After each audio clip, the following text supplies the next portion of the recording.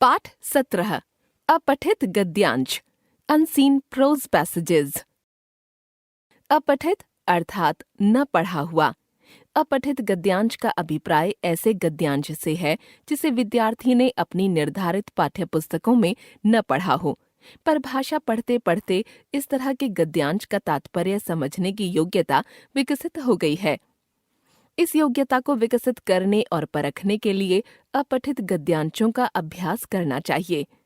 अपठित गद्यांश के प्रश्नों को हल करते समय ध्यान देने योग्य मुख्य बिंदु।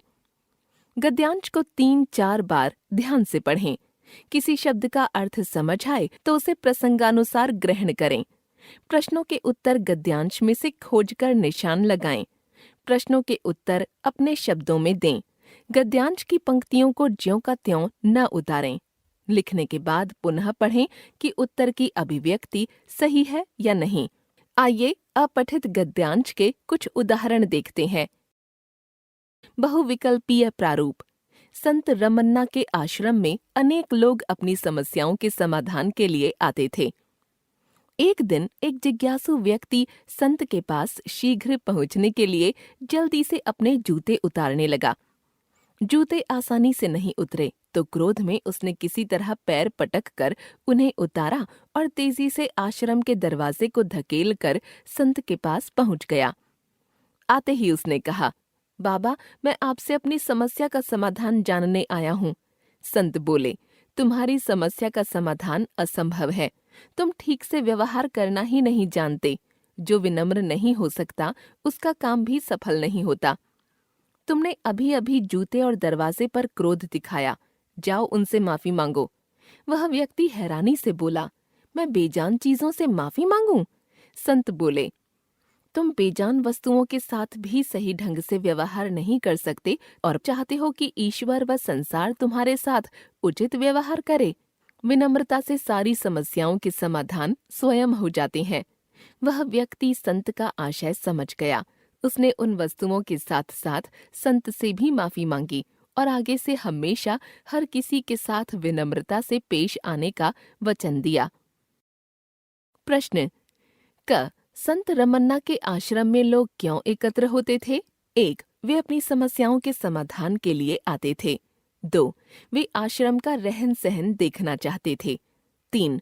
वे आश्रम का सदस्य बनना चाहते थे। 4. वे आश्रम में दंगा कराना चाहते थे। उत्तर 1. ख. विनम्र व्यक्ति को जीवन में क्या लाभ मिलता है? 1. वे आश्रम में रह सकते हैं। 2. वे संत का अपमान कर सकते हैं। 3. उनका काम सफल होता है। 4. वे सही ढंग से व्यवहार नहीं करते। उत्तर 3. ग. विनम्रता शब्द में कौन सा प्रत्यय है? 1. वे, 2. रता, 3. विन, 4. ता। उत्तर 4. घ. निम्न में से संतों में क्या पाया जाता है? 1. वे अपना व्यवसाय चलाते हैं। 2. वे विनम्र व्यवहार के पक्षधर होते हैं। 3. वे लोगों का अपमान करते हैं। 4. वे दुष्चरित्र होते हैं। उत्तर 2. अंगा. दिए गए गद्यांश का शीर्षक हो सकता है 1. संत की समस्या, 2. समस्या का समाधान, 3. विनम्रता का महत्व, 4. संत का आश्रम। उत्तर 3. प्रश्नोत्तर प्रारूप।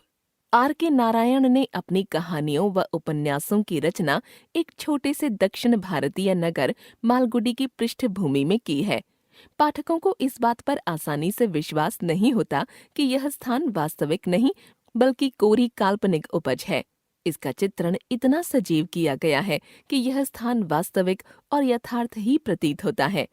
विषय वस्तु का विशद ज्ञान, वर्णन तथा कथोपकथन की सजीवता, सूक्ष्म मनोभावों का चित्रण तथा रोचक विनोदपूर्ण शैली इनकी कहानियों और उपन्यासों की विशेषता है।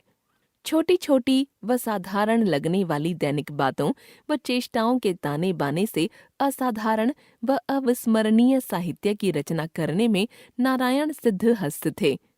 प्रश्न क. R.K. नारायण की कहानियां व उपन्यास किस पृष्ठभूमि में लिखे गए हैं? उत्तर R.K. नारायण की कहानियां व उपन्यास दक्षिण भारतीय नगर मालगुडी की पृष्ठभूमि में लिखे गए हैं। ख, लेखक ने मालगुडी नगर का कैसा चित्रण किया है? उत्तर, लेखक ने मालगुडी नगर का सजीव चित्रण किया है, जिससे यह स्थान वास्तविक और यथार्थ प्रतीत होता है। ग, आर के नारायण की कहानियों की क्या विशेषता है? उत्तर, आर के नारायण की कहानियों की विषय वस्तु तथा कथोपकथन सजीव हैं। इनमें मनोभावों का चित्रण सूक्ष्मता से किया गया है। कहानियों की शैली रोचक तथा विनोदपूर्ण है। घ, आर के नारायण किस कार्य में निपुण थे? उत्तर, आर के नारायण साधारण लगने वाली दैनिक बातों तथा चेष्टाओं को असाधारण तथा अविस्मरणीय बनाने की कला में निपुण थे। अंग, विशेषता शब्द से उपसर्ग, मूल शब्द तथा प्रत्यय अलग अलग कीजिए। उत्तर, उपसर्ग वी, मूल शब्द शेष, प्रत्यय